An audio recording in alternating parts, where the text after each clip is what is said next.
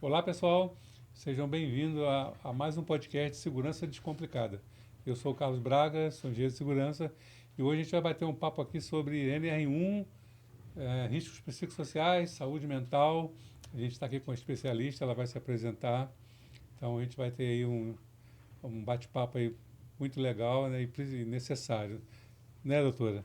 Ah, Então, muito obrigado. obrigada, muito Obrigado a obrigada, senhora por cara. ter aceito esse convite, né, de disponibilizar esse tempinho para conversar com a gente. Então, se apresenta aí, né, fala para esse Ah, pessoal aí. tá ótimo. Muito obrigada, Carlos, pelo convite. Fico muito feliz de poder compartilhar esse espaço aqui e gostaria, nesse momento, de fazer minha audiodescrição. Eu sou uma mulher branca, 60 mais, cabelo grisalho, uso um óculos assim, imitando aqui uma oncinha, alguma coisa assim. Uso um brinco de pérola branco, uma camisa branca, uma fitinha vermelha no braço, um relógio prateado com fundo preto e sou uma mulher 60 a mais, né?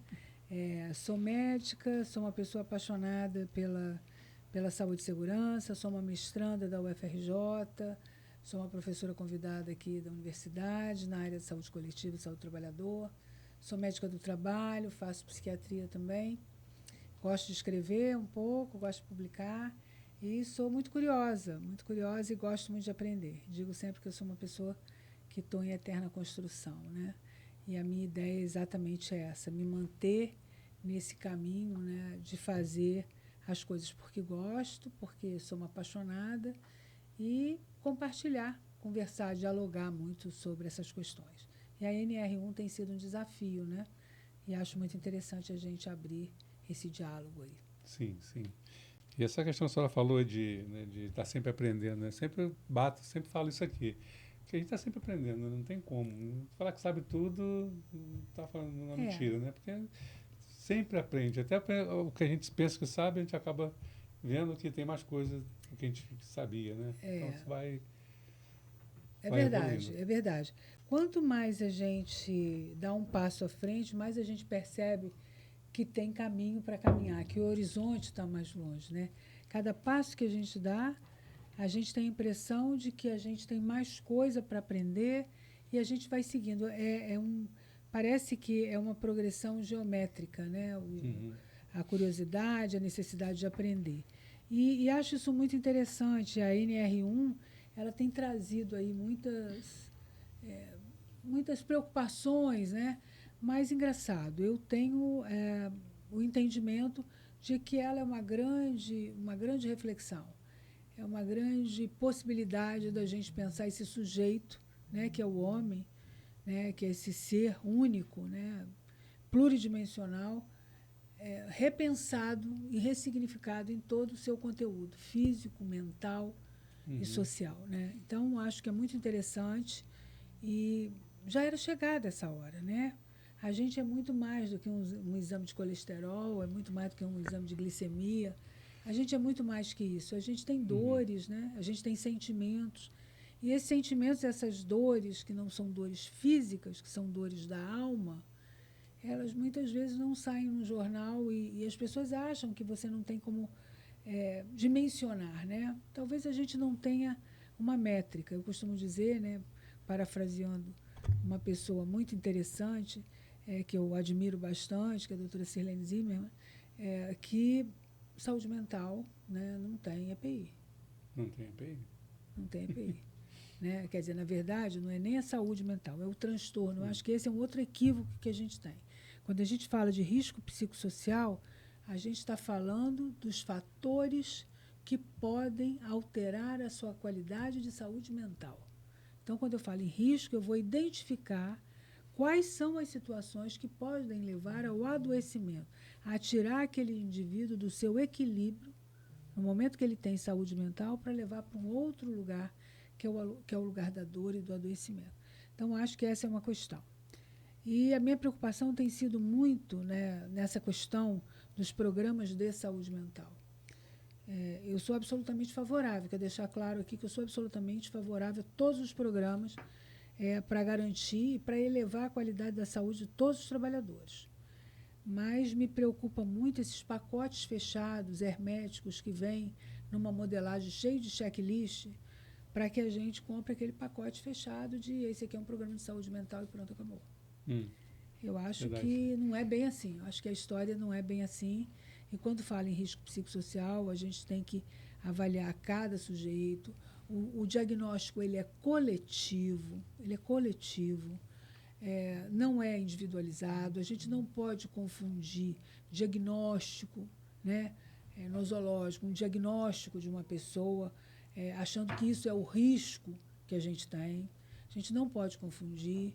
A gente não pode confundir fator psicossocial para ser identificado naquela atividade, para aquele contingente de trabalhadores, com uma avaliação biopsicossocial para incluir pessoas na cota de pessoas com limitação ou barreiras, com pessoas com deficiência, e nem aquela avaliação biopsicossocial que você faz de todo trabalhador ou trabalhadora que está à sua frente, como você faz também no seu consultório.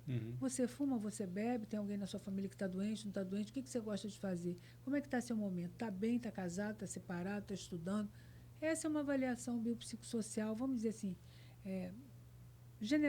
na generalidade que a gente faz. Isso é uma questão. A outra questão para a inclusão da pessoa com deficiência é uma outra avaliação que você vai fazer biopsicossocial, quais são as limitações, o que é cerceado a acessibilidade para ela acessar aquele campo social, essa é uma outra questão. E quando a gente fala de fator de risco psicossocial, está num outro eixo também. Que não pode, essas coisas não podem ser confundidas e eu chegar aqui e oferecer um projeto para você. Pode mesclar isso num pacote só, né? Eu costumo dizer, acho que quem me ouviu ontem no podcast lá com a Universidade Federal, na Escola de Engenharia, gente, isso para mim é muito, assim, é um momento muito proveitoso se a gente conseguir interpretar esse momento. É um momento que a gente tem a saúde, a gente tem a segurança, a gente vai ter o RH, a gente vai ter a diretoria da empresa, todo mundo conversando. É a hora da gente fazer os acertos. Então, o RH fazer uma boa descrição da atividade, porque a partir da boa descrição da atividade, você tem como mapear risco, tanto do cargo, da função e do ambiente, também, quando você aloca no ambiente, como você também vai poder definir alguns critérios de monitoramento para essa avaliação de saúde. Nós partimos do pressuposto que nós trabalhamos com saúde, né? E eu costumo dizer que a medicina do trabalho é uma ciência, apesar. A engenharia de segurança também, apesar. Não é um critério excludente. Você tem hipertensão no trabalho, você tem diabetes. Não. Apesar do diabetes, apesar da hipertensão, apesar de ter um membro amputado, apesar de ter depressão, você pode trabalhar. Existe uma capacidade que te permite ser funcional.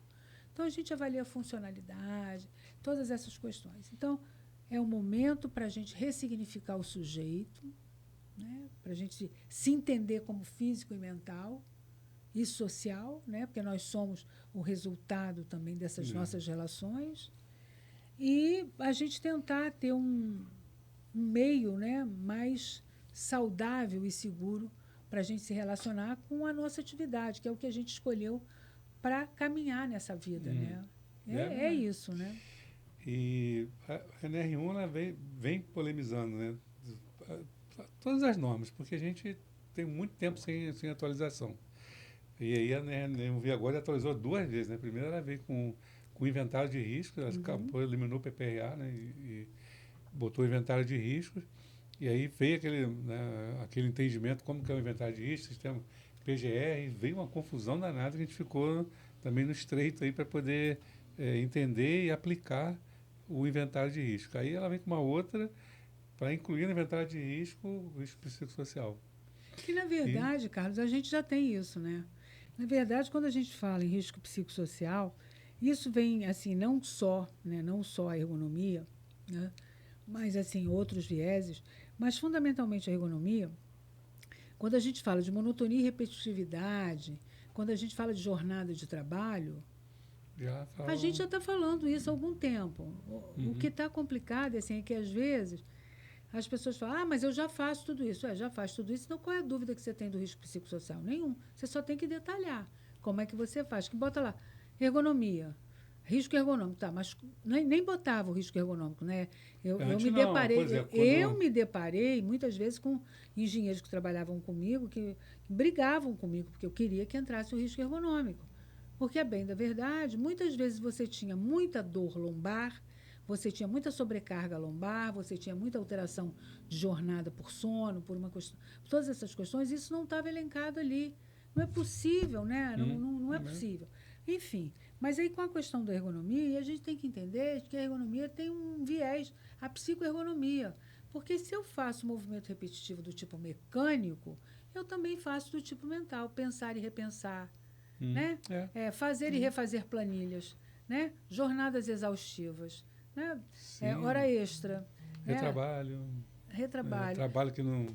E assim, não é dizer que a gente é purista, que essas coisas não vão acontecer, que a hora extra não vai acontecer.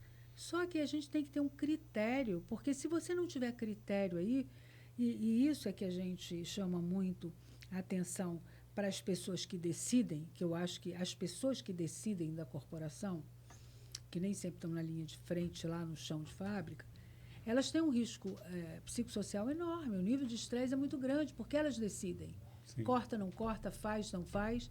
A responsabilidade é muito grande, né? E eu posso te dizer que o maior índice de doenças cardiovasculares, de hipertensão arterial, está lá.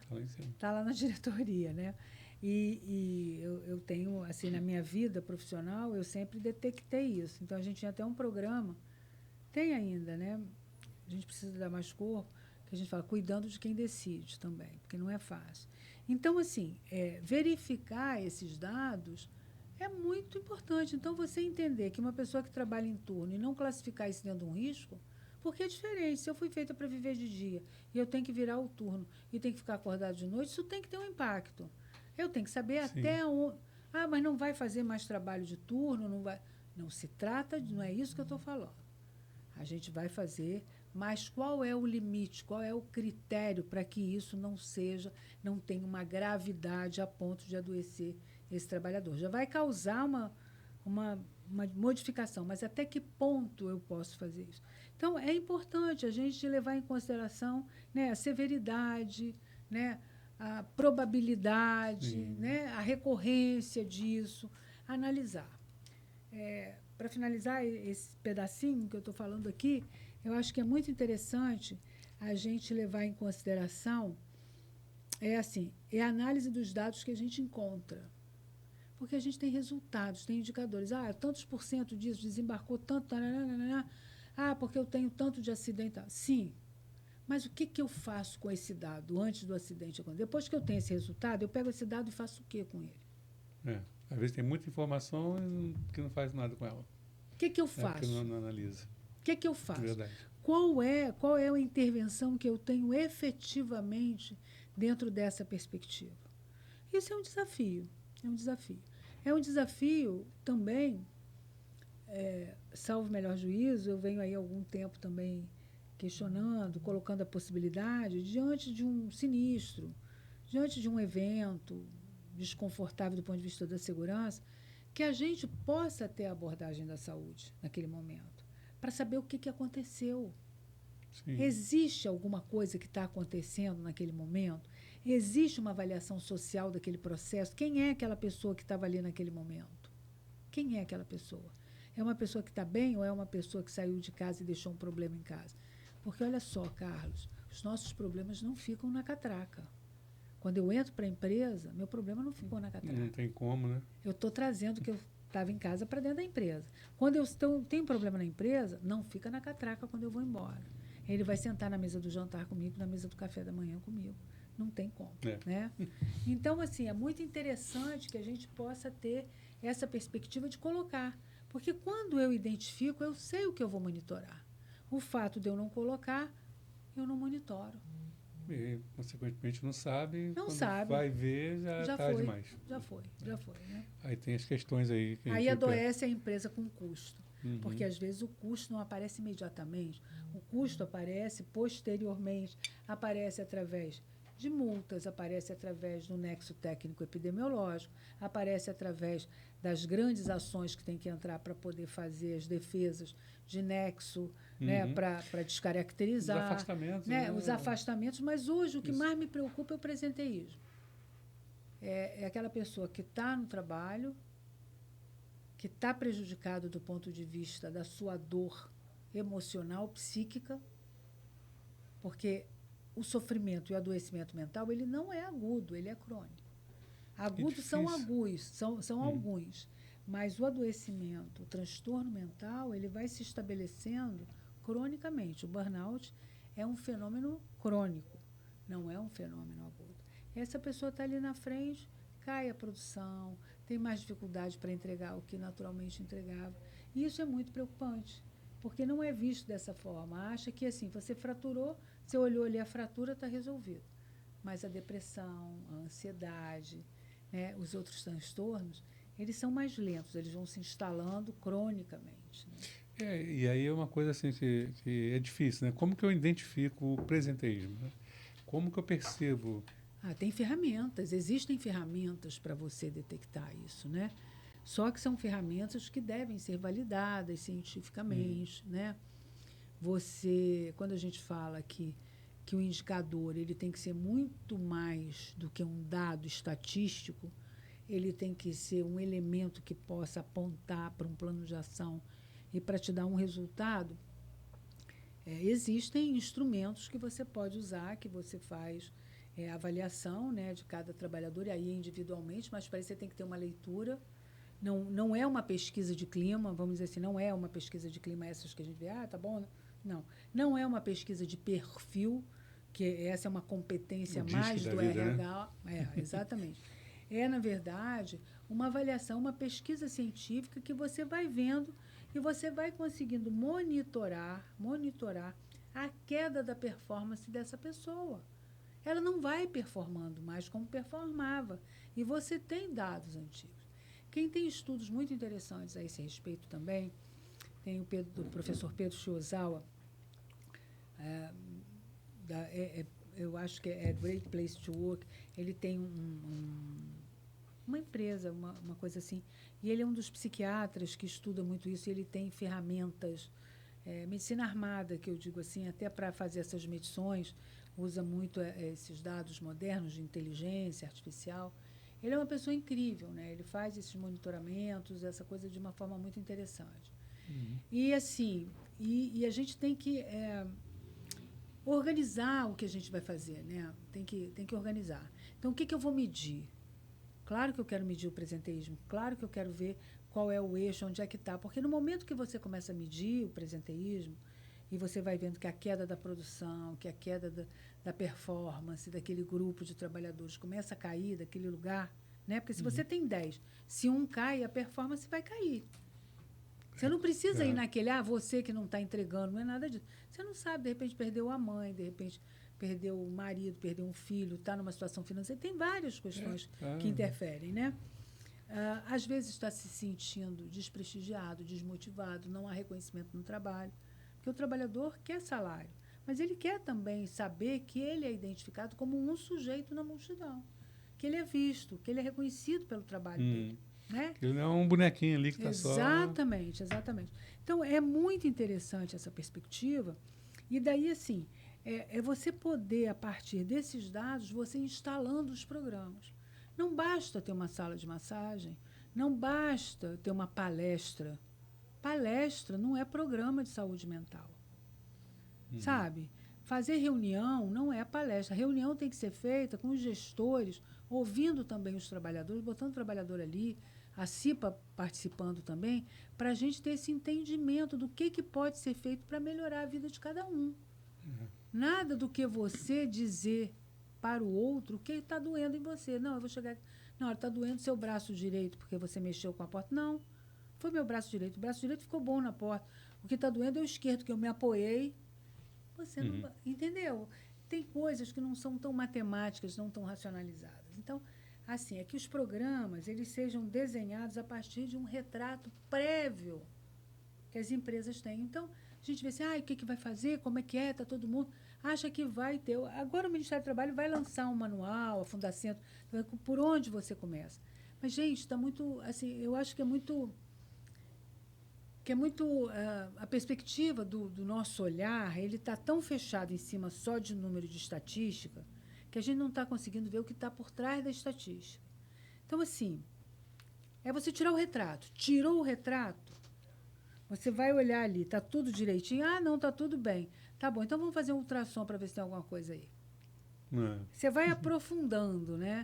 E você vai vendo o absenteísmo, o afastamento, o número de pessoas que se demitem, que pedem demissão, ou a rotatividade, o número de erros, o número de acidentes.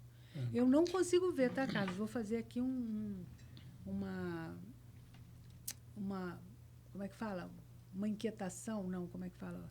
Vou estimular aí uma... Quero ver como é que os engenheiros vão se comportar.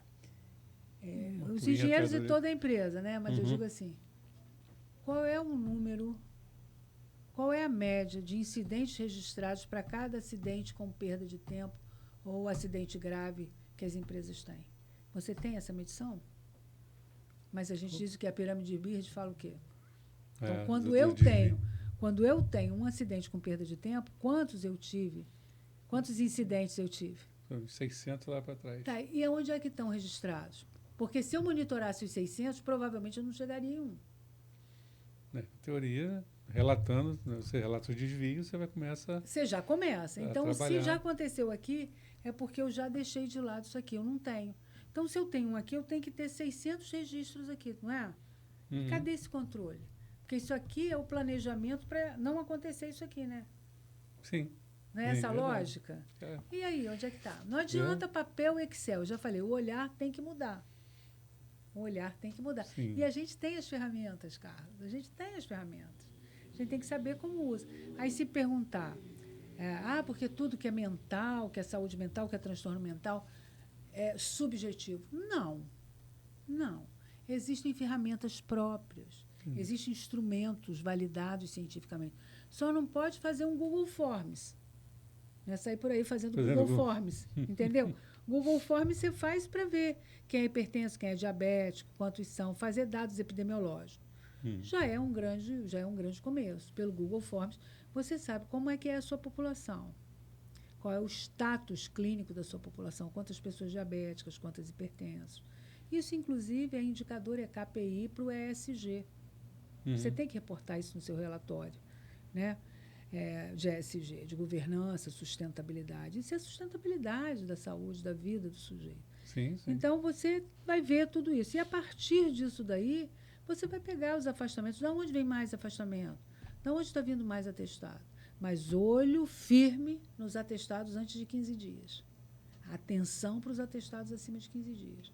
Atenção para que tipo de adoecimento está acontecendo. É muita dor de cabeça? É muita dor no corpo? É muita desmotivação? O que está acontecendo? Então, vamos procurar. Tem que andar junto, viu? Porque a gente, da segurança, né, o papel nosso é prevenção, né, sempre prevenir.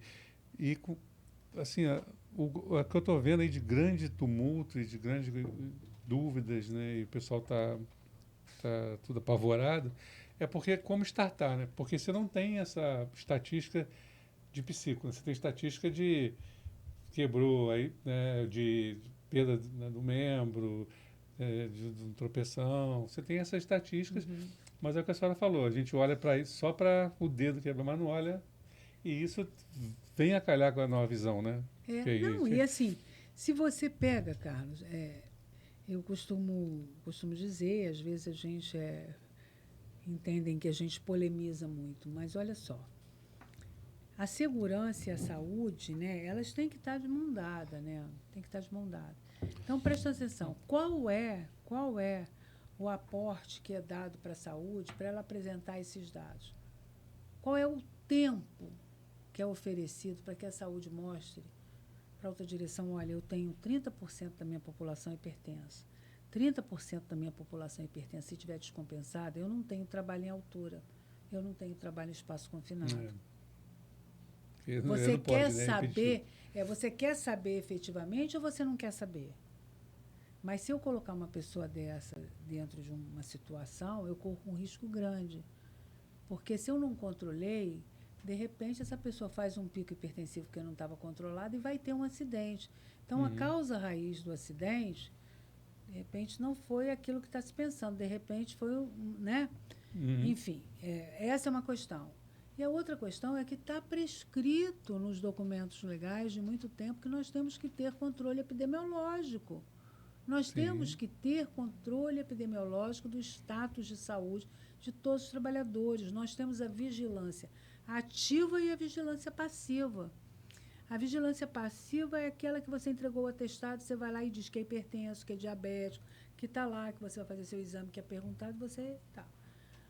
Aquela que você vai lá buscar é que você começa a ver, nossa senhora, ali naquele segmento você está com muita gente com dor de cabeça. Naquele segmento tem muita gente se queixando de uma coceira. Naquele segmento tem gente se queixando de tristeza. Naquele segmento está vindo muito atestado. Você vai investigar. Aí é ativo. Sim, mas a saúde tem que ter esse espaço para trabalhar com vocês. A segurança faz prevenção, mas a segurança tem que estar junto com a saúde fazendo o que precede a prevenção, que é promoção. O que está dando certo na empresa? Aonde eu não tenho problema na empresa? Que as pessoas não se afastam, que não tem atestado, que ninguém está descompensado da hipertensão, do diabetes, de nada disso. Aonde é que eu tenho isso? Eu tenho em alguns segmentos. Ok. E, de repente, nesses lugares, você não vai ter nem que mapear risco psicossocial. Está equilibrado. Mas não é Ctrl+C, Ctrl+V. Então, de onde você tira esse dado, por exemplo? Esse dado você tira do seu relatório, dos relatórios da saúde. Vem de vários lugares. Relatórios da saúde, daqueles mapeados nos ASOS, nos exames periódicos, nas demandas de consulta ambulatorial, né, que o ativo e passivo que vão até lá, aquele funcionário que vai lá e diz, olha, eu estou doente, estou com uma doença diverticular, estou com alguma coisa, com esses dados que estão ali. Você tira dos dados de afastamento, você tira do perfil, que no momento que você faz o ASO, você vai ver lá o perfil epidemiológico da minha força de trabalho, o que eu tenho de hipertenso, o que eu tenho de diabetes, o que eu tenho de hipertenso com diabetes junto, o que eu tenho de paciente que tem transtorno, que já faz tratamento para depressão, para ansiedade, para bipolaridade, para esquizofrenia, para ciclotimia. Esses dados têm que estar mapeados. Agora, se não está mapeado, você tem que começar do zero. Pergunta e o que o que a gente tem a percepção é de que esses espaços não estão sendo visitados. Eu posso te dizer, como médica do trabalho, né, que muitas vezes nós somos deixados um pouquinho de lado, não nos permitem apresentar esses dados, que são dados valorosíssimos para a saúde financeira da empresa. Porque aquilo que eu não consigo resolver aqui, para dar um indicador de controle de prevenção, eu vou resolver por tributo, porque vem o NETEP, vem o NETEP, vem o Nexo Técnico Empresarial, NETEP, se tiver lá um adoecimento, se ganhar lá, o que vai acontecer? As ações, o que vai acontecer? O INSS não paga mais sozinho, a empresa tem que pagar junto. Pagar a taxa. Tá certo? Além disso, além das ações, né? Além das ações, paga o imposto, aquilo que você podia pagar 5, você vai pagar 10. Se você fizer a gestão, se você pagava 5, você pode pagar 2,5. Boa economia. Entendeu? Então, assim, tem vários elementos. Você acha que o NETEP surgiu por quê? O Nexo Técnico Epidemiológico, ele só surgiu porque todo mundo fala em prevenção, mas ao final você chega e vê assim, mas é qual a prevenção que está? Porque eu nunca vi tanto treinamento, desculpa falar isso aqui, mas é para a gente polemizar, é muito treinamento para acidente com mãos, né? O que está acontecendo? Porque não consegue baixar. São planilhas e planilhas de treino. Tem alguma coisa errada, não tem? Tem alguma coisa errada. Tem alguma coisa. A gente estava conversando, eu fiz um podcast com o Tomás também, né? Aí sobre fatores humanos, a nova visão. E é bem isso, né? Porque a gente usa a pirâmide, fala que trata de desvio e não tem acidente, mas mesmo assim tem. E a gente faz campanha, treina e continua tendo acidente. Né? Mas nesse caso, com a mão, porque não pegou a causa raiz, como a senhora disse há pouco. Mas você já parou para pensar como são feitos esses treinamentos? Tomás conhece um trabalho que a gente desenvolveu tem 10 anos. Tem 10 anos. A gente propunha a perspectiva da realidade virtual para tratar treinamento. A gente não conseguiu botar o projeto de pé. Tem muita coisa aí no mercado, mas não como a gente pensou. Os treinamentos têm que ser neurais, né? Como as apresentações são neurais, a gente tem que usar a neurociência a nosso favor. Você vai dar um treinamento para um trabalhador que vai trabalhar a Kenja, ele está dentro do ar-condicionado, está num hotel, num ar gelado, falando de que ele vai estar num campo quente, com um monte de cafezinho e biscoito lá atrás. Ele está completamente fora da realidade dele, e ele não consegue linkar o que está sendo dito com o que ele está vivendo naquele momento. É neurológico isso. Isso é neurológico. Porque ele está num estado... Está neurológico. Então, preste atenção. Você não está vivendo o que está acontecendo. Por isso que você tem que fazer o treinamento assim, pessoalmente, né, em loco. Assim, você tem que ter a percepção. Você já percebeu que, às vezes, quando você era pequeno, tinha algum cheiro, um perfume, ou uma comida, ou uma flor, que quando você passava, aquilo te reportava. Era hora na sua casa, tinha uma rotina na sua casa? Já parou? Você já parou para pensar que, às vezes, quando você passa, quando você ouve uma música, você fala, te remete a alguma lembrança lá do passado? Sim. Assim, às vezes, um cheiro de perfume que fala, nossa, era o perfume que minha mãe usava. Nossa, esse cheiro de alho refogado. Lembra o tempero da minha mãe. É o tempero da minha mãe na hora que eu ia para a escola. Lembra disso? Isso chama-se marcação neurocientífica. Você está na sua memória. A gente tem amígdalas, né, assim, que jogam lá para trás. É isso que a gente tem que fazer com os treinamentos. Não está entrando. Porque o volume de treinamento que se dá para o número de acidente que tem, não era para ter. Olha o tanto de dinheiro que você gasta aqui e você tem eficácia no treinamento? Está sendo medida a eficácia dos treinamentos? Outra coisa complicada, né? Não acho. Mas tem que medir. Tem que medir. Eficiência e eficácia, não é isso? É. E aí tem os fatores humanos. Ora, eu acho muito legal. Amanhã eu vou estar com o Tomás. Eu também vou estar lá. A gente vai estar lá. Então, vai ser muito interessante pelo seguinte, são os fatores humanos. Evidentemente que fator humano é fator humano ao longo de todo o tempo. Hoje ele está pegando uma outra roupagem. Se você começar a compreender o que está acontecendo nesse momento, o que é? É o resgate de você entender que você é você mesmo. Que o homem é um sujeito, né?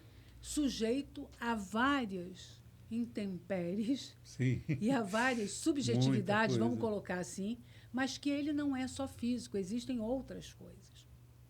E quem faz ele decidir fisicamente os movimentos é uma coisa que está no abstrato. Você sabe o que é o medo, mas você segura o medo? Não tem como. Mas uma fratura você sabe o que é. Você sabe o que é o carinho. Você faz o carinho, mas o sentimento do carinho você segura?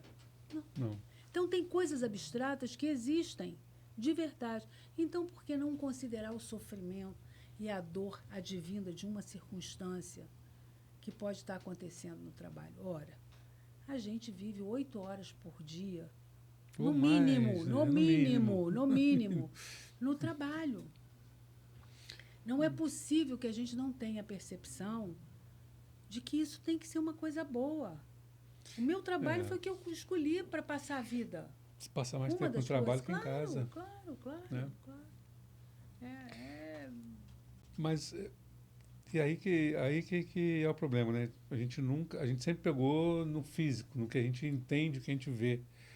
E agora vem essa coisa de você não vislumbrar mais o físico e tentar prevenir o que você não enxerga, que começa a pegar, porque você não olhar para isso antes. Então, é uma mudança muito radical. Pois é, você acha? Eu acho que é uma mudança radical quando a gente não percebe que a gente ama, que a gente tem medo, que a gente sente ansiedade, que a gente fica triste. Porque a gente acha que não... Porque a vida não é só fratura, não é só dor no peito, é ter problema de coração, problema de intestino, de estômago. A vida é ter mau humor, é ter bom humor, é ficar alegre, é ficar Fica triste. triste. Porque quando É resmungar. é resmungar. Quando eu não tenho a percepção de que essas coisas acontecem comigo, eu só me entendo do ponto de vista material mesmo, achando que a vida é o que eu só vejo. E não é. E assim, quando eu falo de fator humano, ora, o que me faz diferente do meu cachorrinho, do meu gatinho, é exatamente o fato de eu ser humano. E eu estou precisando aprender de que eu sou um ser humano. Por quê? Porque eu esqueço de que eu tenho sentimentos, emoções, desejos. E tudo isso está no mundo do considerado subjetivo e abstrato. Mas é tudo isso que faz a matéria funcionar. Sim. Sem isso, Tem, não né? funciona. O que te impulsiona a ir até uma churrascaria e comer um churrasco é a tua vontade de comer o churrasco, que é material. Mas existe uma iniciativa, um desejo para você fazer aquele ato. É um E aí instintivo, vem aquela você desconsidera. Né? A fome é instinto, você vai comer, pode ser um biscoito, um churrasco ou qualquer coisa. Mas comer aquele churrasco, você está com vontade de sentir aquilo. Verdade. Entendeu? Uhum. Então, assim, a gente descaracteriza porque a gente não consegue, né? Por muito tempo as pessoas não conseguiram perceber de que elas são muito mais do que físico. Elas são físico.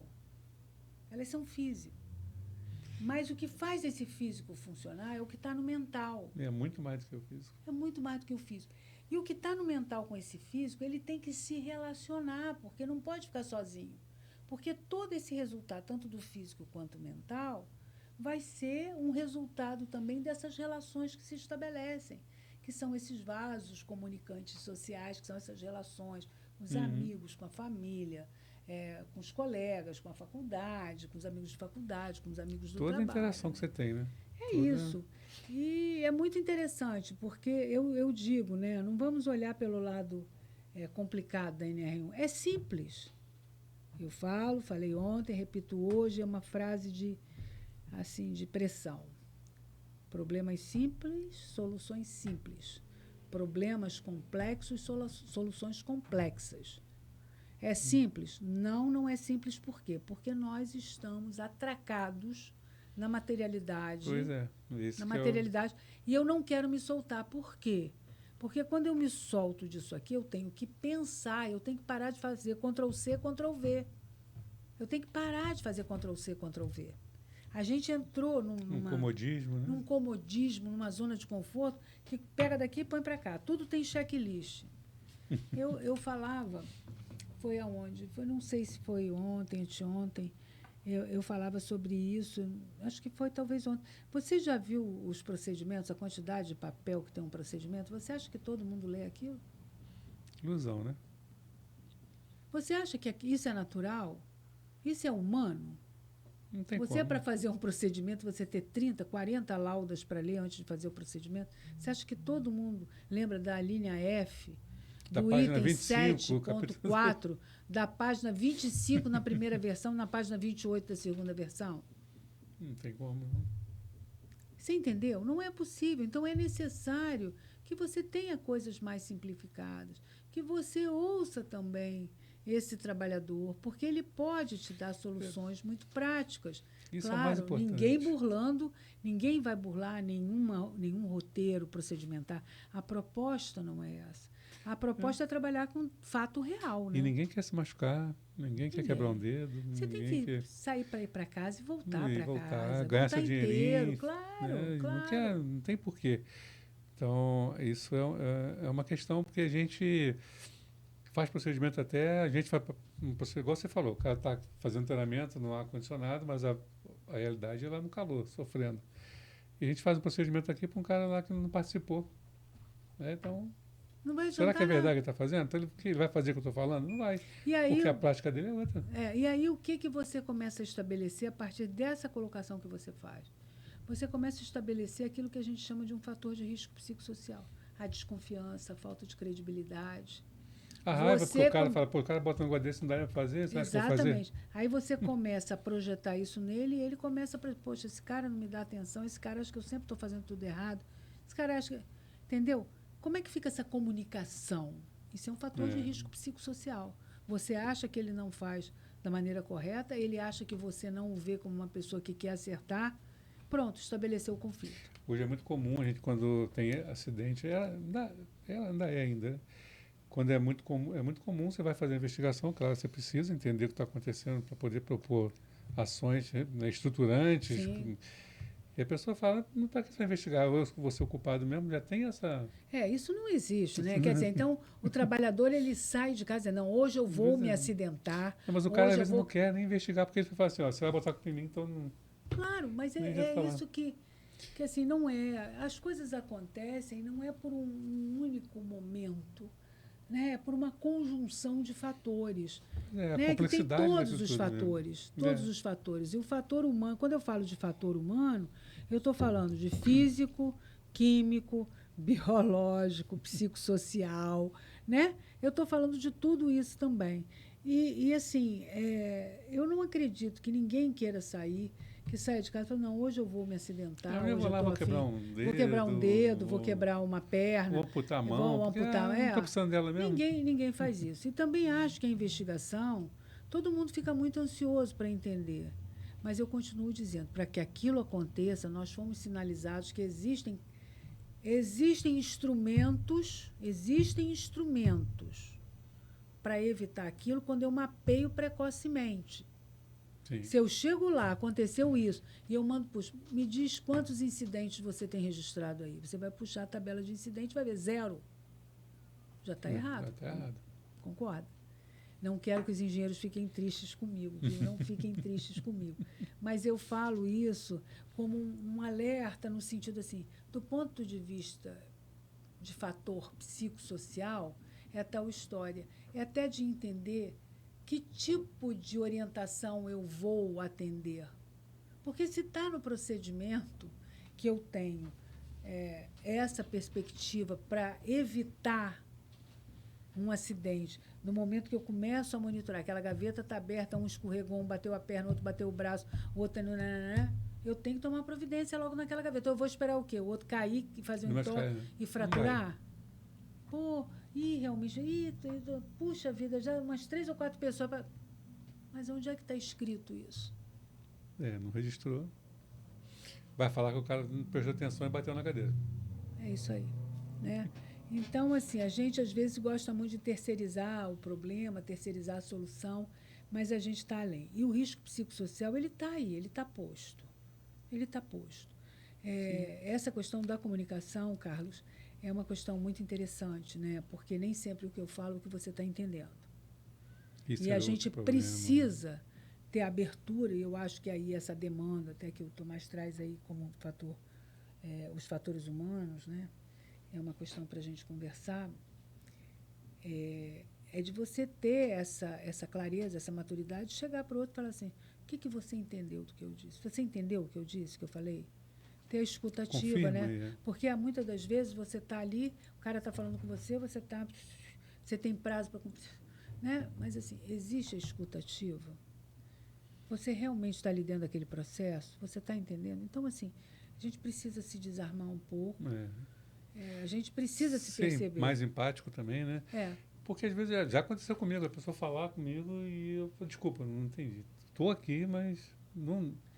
você não é obrigada a entender. Não entendi. Fala de novo, desculpa. Isso aí. E tem que ter essa maturidade, né? Às vezes as pessoas não gostam, né? Fala, pô, mas tá prestando atenção? O que é isso? Não, mas às vezes você não entendeu, não é porque você não prestou atenção, é porque você não entendeu mesmo. Mas no meu caso foi porque eu não ouvi, assim, como se eu tivesse saído. Né? Mas acontece tô ali, mas também. Não tô. De repente você estava... Quer dizer, não é só o outro que tem problema, eu também tenho. Uhum. Eu também tenho dores, né? Eu também sinto fome, não é só o outro que sente fome, né? Então, naquele momento, de repente, que ele estava falando com você estava preocupado com alguma coisa que você tinha derivado para aquele problema. Desculpa, eu não prestei atenção. Por quê? Porque você também estava numa outra preocupação. E é natural, isso é do ser humano. Não custa nada você chegar para ele e falar. Agora, tem que ter essa relação de comunicação, tem que ter essa relação de segurança psicológica, de você falar e não ser mal interpretado. Porque às vezes você fala que não entendeu e aí tem uma represália também. ou um gesto, porque às vezes não precisa falar, cara, não gostei, pô, você presta atenção, mas o seu facial já, sua É, linguagem não já, falada, já tira a segurança psicológica, né? é, O já cara, deixa, né? Mas isso tudo não adianta que a gente. Como é que eu vou te falar? A gente não consegue baixar essa sensibilidade por decreto. A partir de hoje, uhum, o decreto que você tem que ser sensível a isso e aquilo. Não, não dá. não existe isso. A bem da verdade, essa questão dos riscos, dos fatores psicossociais que vão apontar esses riscos, né? E que são perigos, né? Que você, que você tem que estar trabalhando, é uma construção. E está todo mundo correndo agora, mas isso está desde o ano passado, já era para estar mapeando. E sempre a última hora, né? Agora, em maio, todo mundo vai ter que entregar o que mapeou. E o que a gente vê é assim, que está todo mundo botando a mesma coisa em todos os lugares. E não é. Ok, vai botar em todos os lugares, mas depois você vai dizer o que você espera de cada lugar. O nível de estresse de uma pessoa que trabalha no espaço confinado, o nível de estresse de uma pessoa que trabalha no escritório, o nível de estresse.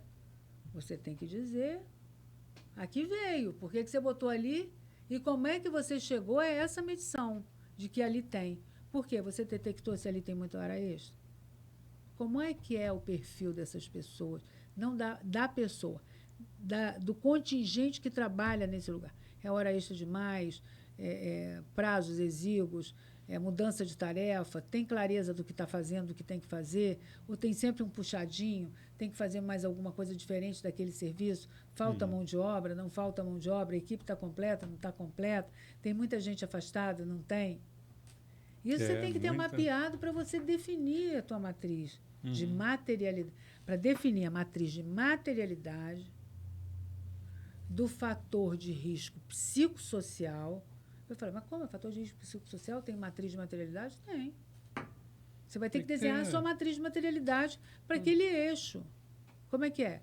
É o que? Aqui, ó, esse lugar aqui tem muita gente afastada, esse lugar aqui tem muita gente, caiu a produção, esse lugar aqui as pessoas estão muito tristes, esse lugar aqui tem muito conflito. Né? Porque antes do assédio tem uma coisa chamada conflito, que é diferente de assédio. Conflito é uma coisa, assédio é outra coisa. Mas você tem que ver, e assédio não é só aquela briga o tempo todo de cima para baixo, não. Assédio é você não reconhecer o valor, assédio é você não dar tarefa para aquele trabalhador. Né? Isso tudo Você é assédio. começar a excluir ele de algumas Excluir coisas aquela é um pessoa, assédio. né? Não dar à pessoa a condição de realizar o trabalho com excelência. Sim. A gente sabe, a gente sabe. E isso fica claro, porque a gente vê os resultados. E quando você vê os resultados e você vê a descrição, você consegue compreender. Opa, a descrição de tarefa é essa, está fazendo isso, está faltando isso, espera lá. Você não está cumprindo? Não, eu não recebo os dados.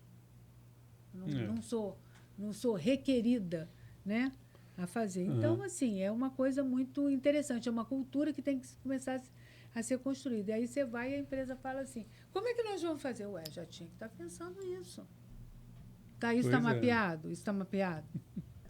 Verdade. Está mapeado ou não está mapeado, Carlos? Está levantado ou não está levantado? Está meio complicado isso aí. Não, o pessoal está esperando o checklist, né? Tudo é checklist. E fala-se muito em fazer uma pesquisa, né? Não de clima, mas uma pesquisa de psicossocial.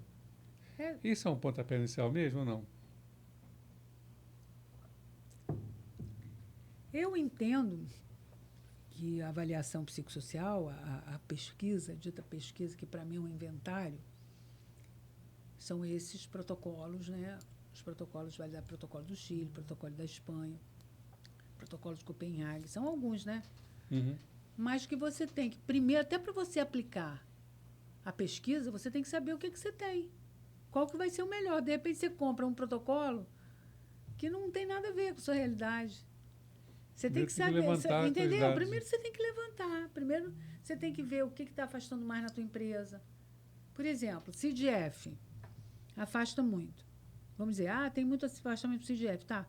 Mas tem outros CIDs que não são Fs, que também tem uma relação muito grande com o fator psicossocial, fator de risco psicossocial. A fibromialgia é um deles. É mesmo? Claro. As doenças, vamos dizer assim, As dores musculares e articulares também é uma forma, né? É uma forma de você projetar também, né? Então, tem muita coisa que eu acho que o Departamento de Saúde pode ajudar muito. Pode ajudar Para mim é muito, fundamental, né? Porque é né? ele que vai trazer Mas toda... tem que conversar, tem que conversar. E outra coisa, o papel da supervisão das empresas é fundamental, porque quem está na linha de frente e vendo o trabalhador, poxa, o supervisor, ele olha assim, ele fala, poxa, fulano não está bem hoje. Esse tem dado, está direto ali com as Está pessoas, direto. tá direto, ele tem que A saber. gente teve uma oportunidade com o Dr. Pedro Chiozawa de criar uma coisa chamada Brigada Emocional. Isso não é a solução, isso é uma das ferramentas. O que é isso? Você não tem a brigada de incêndio? Você tem uma brigada emocional. Como é que funciona isso, né? A gente escreveu mais ou menos, mas é ele que tem o projeto, assim, a ideia foi da gente, mas alguma coisa assim, de informar, de dar conhecimento aos trabalhadores e aos supervisores do que são esses fatores de risco psicossocial e o que isso vai resultar, que tipo de manifestação essas pessoas vão ter. E, a partir disso, você fazer um desenho. Porque, às vezes, eu estou aqui trabalhando com você, vai ser muito mais fácil você perceber que eu não estou bem hoje e conversar comigo do que o Departamento de Saúde, meu engenheiro de segurança, ou meu chefe, saber como é que eu estou. Mas você pode chegar para mim e falar, Cristina, o que está acontecendo com você? Você está triste hoje? Ah, Carlos, hoje eu não estou bem. Hoje eu não estou bem, estou com uns problemas e tal. Você vai entender. Quando você começa a ver que eu estou assim direto, cada dia mais, e fala, não, vamos ali. Ou você mesmo pode chegar para o seu supervisor e falar, a Cristina não anda bem, é melhor você ter uma conversa. Vai lá, chama, encaminha para o departamento de saúde. Sabe? Então, são várias ferramentas de cotidiano que não está escrito em manual, que você tem até você chegar no inventário, entendeu? E treinar as pessoas certas para ajudarem nessa construção. Porque o mapeamento desses fatores, Carlos, está em construção também. Alguns já estão levantados, mas pode ser que apareçam muitos outros. Porque... Sabe? Ser humano porque é um ninguém mundo. estava olhando. Mas há muito tempo já se escreveu, lembro, que eu tenho alguns anos de medicina do trabalho. E antes de ser médica do trabalho efetiva, eu trabalhava, prestava serviço para uma clínica como médica examinadora, muitos anos atrás. Eu tenho 40 anos de medicina, né? Então, deixa eu te falar uma coisa. E lá já estava escrito, isso aqui tem trabalho em turno, isso aqui tem monotonia e repetitividade, isso aqui tem estresse no trabalho, isso daqui é um trabalhador assim, isso aí é... E muitas vezes as pessoas brigavam comigo, porque eu conversava com o meu chefe e falava, olha, você já viu que isso aqui acontece isso e tal? Porque acontece, cara. Não dorme uma noite bem dormida para você ver o que te acontece. Não, um caos. O problema comigo outro dia é um caos. Não é um caos? Não consigo render, desanimado. Pois é. Porque não dormi direito. E às vezes confunde até, né? Então, por isso que a gente não deve confundir diagnóstico nosológico com situação, né, comportamental. Você não dorme bem, no dia seguinte você pode ter uma irritabilidade acima do normal, que pode falar, essa pessoa é irritadinha, está muito ansioso. Não é ansiedade, dormiu mal. Então, você está mal, para baixo. Por quê? Porque você dormiu mal. Ah, está depressivo. Não, não é assim. Não é assim, né? Depressão é complicado mesmo de descobrir. Sem dúvida, sem dúvida. Não é? Você pode falar só não olhando, não, tá com depressão. Isso tem uma história, né? Você tem que contar essa história. Então, esses fatores de risco psicossocial, eles têm um conjunto de ferramentas, né? Um conjunto de ferramentas sociais, um conjunto de ferramentas humanas, um conjunto de ferramentas psicológicas, que não é o psicólogo que decide, não é o enfermeiro fazer uma anamnese lá que vai resolver. Não é, você não tem que pesquisar individualmente. O fator de risco psicossocial não é um diagnóstico individual, é um diagnóstico coletivo. No conceito, é o que tem no trabalho que vai levar as pessoas a ter aquele a doença. grupo de pessoas ali. A levar a ter de repente, você tem uma sintoma. empresa, você tem uma grande empresa com 1.000, 2.000 funcionários, você tem lá um contingente, uma área da empresa que tem fatores de risco psicossociais muito elevados. E você tem outro grupo, outro setor na empresa que você tem fatores de risco absolutamente controlados. Agora, que não estão nem prescritos, né? Me vem à mente agora. Eu tenho lá um departamento que eu tenho um chefe que é um pouco autoritário. Muita pressão, exige aquele time dele, aquele pessoal dele ali. Pode ter um tipo de estresse, um tipo de ansiedade, um tipo... Uhum. E aí que eu acho não, complicado. Porque quando eu estou falando, tá exposto a ruído, eu vou lá, ó, vamos botar um protetor ocular, que vai reduzir tanto, ele vai ficar menos exposto, ou então vamos fazer um enclausuramento. Mas aí quando eu pego um cara autoritário que está deixando as pessoas doentes, né, no risco psicossocial, qual a medida de controle? Qual a medida de controle? É. Eu que vou te perguntar, qual a medida de controle? Se você acha que está todo mundo estressado ali. Então, Como é que você está medindo? Como é que você sabe que está todo mundo estressado? Como é que você sabe? Não, eu estou Não, supondo. não, está supondo não, porque se Que tiver isso, acontece. o que acontece? Você vai ter uma medição, alguém vai reclamar. Vai no compliance ou Não, vai. ou vai no centro, vai no departamento médico, ou vai no compliance, ou vai em algum lugar. Você vai ter esses dados. Você vai ver que essas pessoas são mais irritadas. Você percebe naquele núcleo. Então, você tem que chamar para conversar. Porque, às vezes, ele está sofrendo risco psicossocial. Ele está dentro da exposição de algum tipo de risco psicossocial também. De repente, estão cobrando dele metas inatingíveis também. De repente, ele está com pouca gente para dar o resultado que ele precisa dar para manter o emprego dele. Já parou para pensar?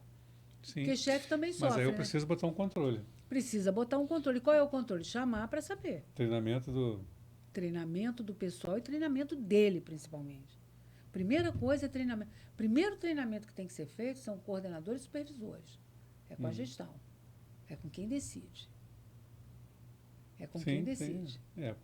Que vai passar adiante. Agora, você tem que medir essas coisas. Mas tem que medir matematicamente. Não, você tem ferramentas. Então, aqui nesse lugar você tem isso. Aqui nesse outro lugar você tem um chefe que é muito bonzinho. Todo mundo faz o que quer também, não tem?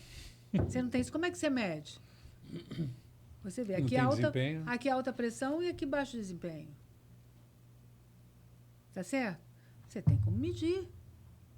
Então, sim. Você pode ter a preocupação de saber, assim, qual vai ser a formatação dessa questão para você chegar e falar. Mas a primeira coisa não é sair pontualmente uma pessoa, é analisar todo o quadro. Como é que é a entrega dessa pessoa, desse chefe nervoso? Ele tem que entregar? Ele está com uma equipe na quantidade certa para poder entregar o serviço dele ou não? Tá ou não? Porque às vezes tem isso, o chefe é tão nervoso, sim, mas ele teria que ter 10 pessoas, ele tem 8, mas ele tem que entregar o serviço de 10. Alguém vai sair pressionado. Não é? Vai sair todo mundo, né? Ele que não entrega e a pessoa que não consegue porque então, mas aí falta como é que gente. você mede? Como é que você mede? Tem que ter o RH do lado, pensando, conversando também junto, dizendo, olha, para desempenho dessas atividades eu preciso de um contingente de tantas pessoas. Mas como que funciona hoje? Hoje você quer o trabalhador multitarefa. Hoje tem que Aí o que acontece? Jogar nas 11. Você vai ter um nível de pressão muito alto, concorda? Sim. Concorda? E aí o que vai acontecer? Uma hora vai desgovernar. Vai desgovernar. Aí você fala, mas Cristina, eu quero um indicador, Então você vai pegar. Quantas pessoas obedecem ali, o índice de falta, o índice da qualidade de vida, vamos falar assim, o número de sorriso. Você tem, inclusive, ferramentas de IA que podem medir isso. Né? E tem várias coisas. Eu não posso dar a solução perfeita aqui. Não existe isso. Nem a ideia. O fórum, né? Mas o que eu posso te falar assim é que tem pessoas estudando isso e que é multitarefa isso. Isso é multitarefa, isso é perspectivas de evolução. Existem vários instrumentos, né? Esse instrumento espanhol é muito interessante, eu fico muito feliz porque a minha empresa, a empresa que eu sou vinculada é uma empresa espanhola, eu acredito que ela vai fazer isso. Eu hoje não estou mais diretamente nessa decisão, mas eu já venho conversando há algum tempo, né? Falando sobre isso, né? Tive cuidado de pesquisar isso, montei algumas coisas, tanto é que o nosso PC Mencioli já vem com risco psicossocial há muito tempo, já vem com ergonomia, com risco ergonômico lá há muito tempo, né? Mas também a gente se entende que é uma decisão, mas como médico eu já deixei lá prescrito, né? E hoje eu funciono como mentoria e para ajustar lá algumas coisas. Mas, assim, essa é a minha área de estudo, é a área do meu mestrado, né? E eu quero evoluir, porque eu vou para o doutorado também nessa área de... Não vou só do psicossocial, eu quero uma coisa ampla, eu não quero situar numa única coisa. Para mim, é o risco, é o fator de risco psicossocial, mas eu também tenho que entender que existe a listagem da Previdência, que tem lá o NEC. Eu tenho que entender que a intoxicação por algumas substâncias podem levar a comportamentos nosológicos que você pode achar que é um risco psicossocial. Olha só. Mas isso desde que a medicina trabalha de área de segurança. Desde que a gente anda para frente. Desde que a gente anda para frente, né? Intoxicação por mercúrio, por chumbo, né? Por cobre, por organofosforado, hidrocarbonetos, causam algumas alterações. Isso está sendo medido? Está sendo medido, está tudo legal, então está bom. Então, se pintar alguma coisa, vai ser psicossocial, tem algum... Então, assim, tem pronto. Não, a gente tem que construir, Carlos. Tem que construir. Você tem que pegar todos os indicadores, assim, eu sugiro, né, assim, que as empresas... Quer dizer, muitas das empresas eu acredito que já esteja pronto, porque 28 de maio está ali, não dá tempo para sair correndo desesperado agora, rápido, né? Muito rápido. Pegar todos os números que vocês têm, né, todos os indicadores que vocês têm de performance, né? Todos, de RH, de saúde, de segurança, todos. Olhar tudo, situar tudo onde é que está, né? Tirar esse primeiro retrato e ver onde é que eu tenho mais impacto disso, onde é que eu tenho mais impacto disso, de onde está saindo isso, como é que está acontecendo. Fazer essa leitura e, a partir daí, internamente, traçar um plano de ação para poder fazer esse atendimento. Se de tudo ficar difícil fazer sozinha, chama a consultoria para fazer. A ergonomia tem que ser uma coisa que caminha muito junto. As empresas têm que abrir para a ergonomia. Agora, é importante que, nesse momento, a gente entregue a competência aos competentes. Por exemplo, não é qualquer pessoa que sai fazendo fator de risco psicossocial. Mas a equipe multiprofissional pode fazer. Nada impede que um técnico de segurança identifique. Que uma pessoa do RH perceba. Nada disso. Mas isso tem que estar dentro de um núcleo, dentro de um grupo, para que todos possam intervir dessa forma. Né? Claro. Propor as ações, propor o que fazer, né? de controle. Claro. Porque cada um tem uma expertise. E os profissionais não podem abrir mão da sua competência. Por exemplo, então a engenharia de segurança vai abrir mão porque tem um consultor que vai falar isso, vai fazer, vai meter um questionário. Não é isso. Não é assim, não. Não é assim. O médico, vamos botar um psicólogo. Não é isso. Quer o psicólogo até quer, mas vamos definir o que é que vai fazer. Porque não vai ficar. Não é você avaliar funcionário por funcionário. Isto não é um problema individual. O fator de risco psicossocial não é individual. É coletivo. É o que pode acontecer coletivamente naquele desempenho daquela atividade, que se sair do controle, se acontecer isso, aquilo e aquilo outro, pode levar à perda da saúde mental. Então, não adianta eu vir com um projeto de saúde mental e te entregar e falar, esse aqui é o projeto de saúde mental. Está aqui os questionários, tudo. Mas será que é isso que é o melhor para a tua empresa? Você entende por que nós tivemos aquela conversa naquele dia? Eu achei tudo ótimo. Mas você concorda que todo mundo quer oferecer olha, nós vamos fazer uma oficina disso, uma oficina daquilo. Gente, identificar risco psicossocial é muito mais, como uma amiga diz, é muito mais do que uma frase bonita. Sim. É porque pega os modismos, né, e começa a querer florear. Mas é isso, é o que está ali, que está influenciando as pessoas. Não é uma, né? Porque também cada um tem a sua individualidade. Eu posso... Tem uma coisa que para mim me afeta, mas não te afeta. Exatamente. Por isso que você tem que ver no coletivo, porque quando isso acontecer, o que você vai perceber? De que está relacionado à sensibilidade, à gravidade. Né? Lembra aquilo que a gente falou? Então você vai ver, vai ficar verdinho, amarelinho, laranjinha, vermelho ou vinho. Vai depender desse balanço ali. Aconteceu. Não, porque aquela pessoa é muito nervosa. Não, eu não acho que tem uma austeridade e tal, não. Aquilo ali não foi isso, não. Para mim. Não, para mim. Não, Falou mas alto pra mim, comigo, assim, foi assédio. Não, não, não é isso. Você entende? Mas tudo isso você tem que ter um olhar. Você tem que conhecer. Não adianta mais Ctrl+C, Ctrl+V. Ctrl+V, Ctrl+C, Não eu nem fica sei. Ctrl+C, Ctrl+V. É. Não adianta ficar na teoria, né? Tem que ser mais mão na massa. Uhum. Prática. É interessante.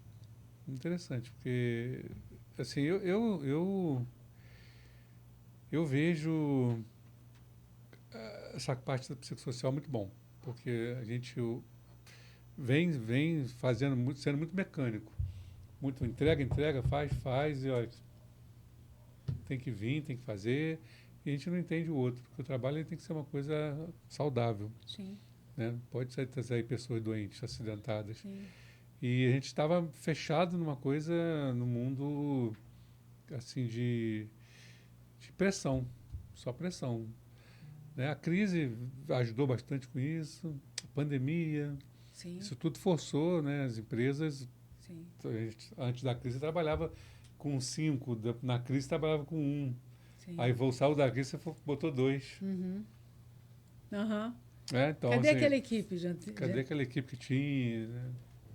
Mas olha só, o que eu quero dizer assim também, né? E a gente tem visto aí algumas coisas que estão aparecendo, estão sendo projetadas, né?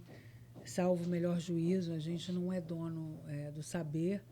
Eu acho que também o conhecimento, né? Tanto o conhecimento quanto as informações, eles são muito dinâmicos, né? E a gente vive numa época onde o que é notícia de manhã, de tarde já é passado. Mas, muito antes da pandemia, já se sabia que a evolução da sociedade caminhava para a gente ter, como afastamento do trabalho, transtornos mentais como a maior causa de afastamento. Antes da pandemia. Com a pandemia, isso explodiu. Isso explodiu. Até porque os transtornos que estavam subliminares, eles apareceram. E aqueles que não tinham transtorno, sob a pressão psicossocial da pandemia, surtaram. Uhum. Né? Então, essas coisas começaram a ficar mais visíveis. Porque se você chegar numa festa, Carlos, e você falar que você está com uma fratura na perna, que você teve um infarto, que você tem câncer, mas se você chegar e falar assim, eu tenho transtorno obsessivo compulsivo. Nossa! Eu tenho depressão. Cruz! Eu sou esquizofrênica, controlada. Que eu tomo remédio, então fico controlado, fico igual a todo mundo. Só quando descompensa que, né, para de tomar um remédio aí. Mas tem muita gente que é assim e não sabe, assim, ou que não diz, que não, né, não verbaliza. Sim. Então, assim, o preconceito para as doenças relacionadas ao sofrimento mental impedem que isso permeie as nossas conversas sociais. São algumas coisas que a gente não quer falar. É das doenças psiquiátricas, é da morte e das drogas. Essas coisas não podem passar na conversa que todo mundo quer sair fora dessa conversa. Aqui não tem isso, é só lá. Só lá. Mas aí, assim, com essa questão da sociedade se redefinir, se rematriciar, eu costumo dizer, a sociedade tem que ter um letramento. As empresas têm que oferecer esse letramento. Esse letramento para os trabalhadores, que não é só para a alta direção, não é só para o engenheiro de segurança, para o médico, é para todo mundo, inclusive para o próprio trabalhador. Sim. Para ele poder entender o que está acontecendo. E ouvi-lo, porque às vezes ele tem às vezes não, a maior parte das vezes ele vai ter solução. Eu estou te falando. Se você chegar na sua casa, ou mesmo aqui, e perguntar para esse menino que trabalha com essas coisas, né? Eu, por exemplo, não entendo quase nada desse mundo digital. Nossa geração com o digital eu não entendo nada disso, nada. Mas, assim, às vezes você olha, você pode dar uma opinião para ele sem entender nada disso, que com o conhecimento dele, você falando, ele pode se aproveitar daquela ideia que você deu e falar, realmente tem lógica isso aí, e aproveitar em alguma coisa. A mesma coisa, ele que tem um saber voltado para o mundo digital, na nossa vida leiga de mundo digital, ele pode falar alguma coisa para a gente que contribua muito para o nosso aprendizado no nosso cotidiano. É entender uso, que, né, na é prática. lógico, é entender que todo mundo tem condição de ensinar um pouco e de aprender um pouco. E de continuar nessa vida. Agora, preste atenção, dia 28 de maio, todo mundo com seus relatórios para entregar. O que você identificou e o que você pretende fazer. E outra coisa, fator de risco psicossocial, o que você encontrou, você vai ter que mostrar o que aconteceu nesse ano, qual foi o plano de ação e qual é a sua perspectiva para reduzir, né? O que você vai entrar. Aí sim vão entrar os programas. Aí sim, né? Entende o que eu falo? Não é que a gente esteja trabalhando, que não quer que as consultorias façam nada disso. Não se trata disso, até porque eu também trabalho dessa forma. Também peço consultoria. Sabe? Então não é dessa forma. O que a gente tem que fazer primeiro é isso. Não adianta, tem um programa que vai resolver, vai dar tudo certo. Não. Vai dar aquela primeira fórmula coisa, mágica, né? Primeira coisa é o quê? É conhecer, identificar, planejar, não é isso? Sim. Entregar e ficar continuamente fazendo isso daí. É o arroz e feijão, né? Conhece, identifica, planeja. Isso aí. E aí eu digo que isso é o simples de um processo altamente complexo, né? Mas acho que agora as pessoas, eu tenho entendimento que as pessoas estão conseguindo conversar mais sobre esse assunto. Eu entendo que tinham dificuldades até de perguntar, se sentiam envergonhados e tal. Acho que agora as pessoas estão conseguindo perceber mais, assim, como é que você está pensando isso? Como é que, sabe? Porque que é um caminho. Eu acho que elas estão começando a pegar um fiozinho da meada agora para puxar um novelo. Está meio que na marra também, né? Porque tem que fazer. Mas é porque ninguém fez, Carlos. Isso tá proposto há muito tempo. Muito tempo, E ninguém fez, todo mundo deixou para depois. Sim. Todo mundo deixou para depois. E assim, e quando fala, a bem da verdade, é que na própria NR não se fala em matrizes. Tudo que a discussão lá da CTPP coloca, pelo que a gente sabe, é de que quem começou a propor, inclusive, o sistema de gestão, não queria matriz.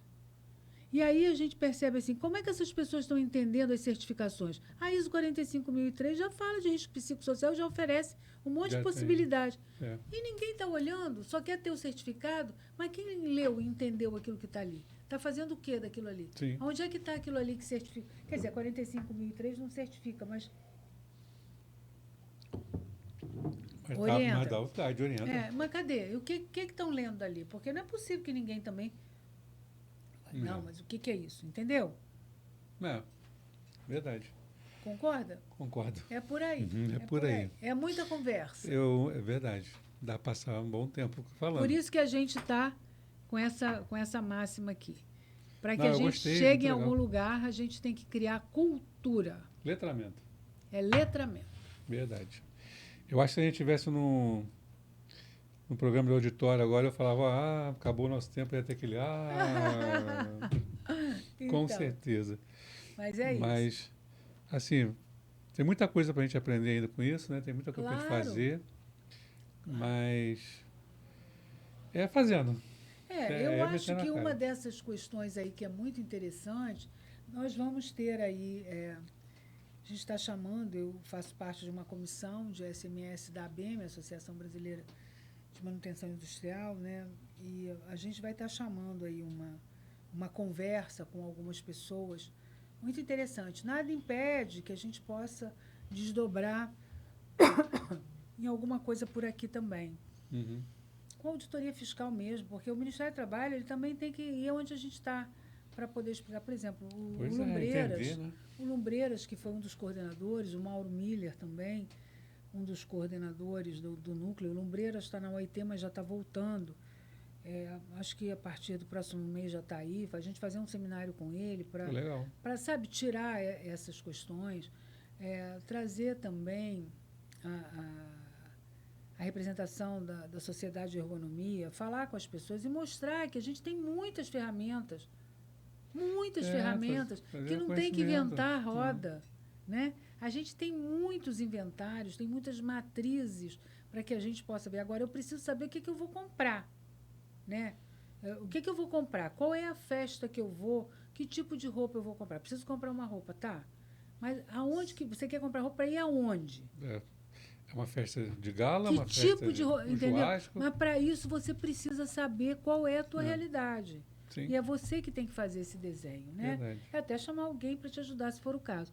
Mas é você que tem que fazer. E a gente pode chamar essas pessoas para fazer uma discussão objetiva e uma discussão com quem vai diretamente intervir nos processos. O próprio Ministério Público. O próprio Ministério Público ele está aberto para conversar.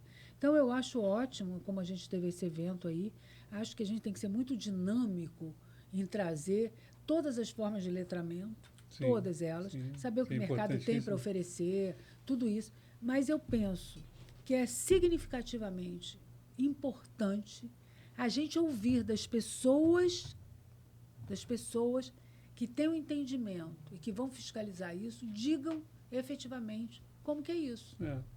Que a gente sai da axiologia e sai de dizer que tudo é subjetivo. Não, não é. Você vai usar aquele mesmo quadradinho, aquela mesma coisinha quadradinha lá, probabilidade, gravidade, a recorrência, você vai usar aquilo mesmo para o fator de risco. Então, tem CID-F aqui, tem, mas não é só o F, não se apegue só ao F. Conversa com a saúde, oportuniza a saúde, oportuniza os médicos do trabalho, das vossas empresas, para eles se manifestarem. Eles podem não ter a solução para tudo, mas terão um remédio que vai ajudar a resolver essa grande ferida.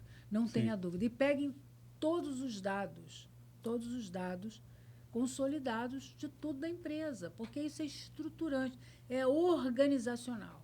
O risco, o fator de risco psicossocial está dentro da organização. Tem tudo lá. Você tem que olhar tudo. Tudo. É isso. Muito obrigado. Foi bastante esclarecedor, né? Um papo muito bom. Espero que vocês tenham gostado. Bastante informação, né? De quem conhece. Então, obrigado mesmo de novo. Pessoal aí que está assistindo a gente, compartilha, né? Curte, se inscreve no canal, tá? E vem mais coisa boa por aí. Até a próxima. Muito obrigada, Carlos, e até a próxima. Curte, compartilha e divulga, né? Pois é, e divulga. É isso aí. Muito obrigada.